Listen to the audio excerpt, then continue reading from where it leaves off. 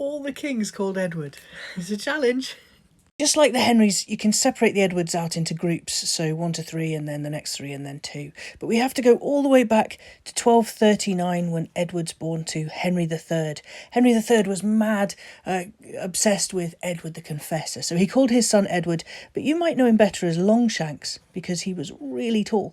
Edward I was on his way north to have words with Robert the Bruce when he fell ill with dysentery and died. But it was okay because he had a son and he was called Edward and he became Edward II. Now, Edward II caused a lot of problems. He didn't manage to fight off Robert the Bruce and then he had a lot of favourites that annoyed everybody. It's a long story, but he was chucked off the throne. He may or may not have had a red-hot poker shoved up his rear end. But it was okay because he had a son and he was called Edward. He's the one who people think about with knights and chivalry and all the rest.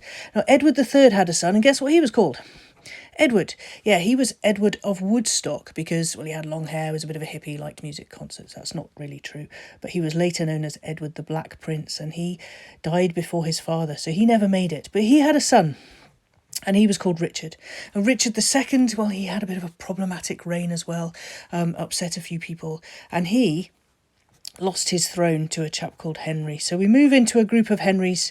So what have we got? Henry IV, and then Henry V, and then Henry VI. They came down through John of Gaunt from Edward III.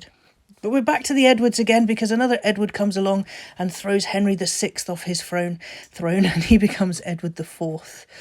He also comes from Edward III through the House of York. There we go. Now, Edward IV had a son and he was called Edward. He was Edward V, but he was one of the young princes in the Tower. So, well, we don't really include him. He went missing and the throne went to his uncle, Richard.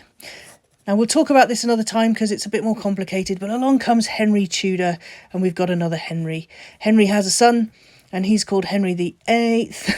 Let's spell it properly. Henry VIII has a son at last, and he's called, guess what? Edward. Yep, we've got another Edward, and he's Edward VI.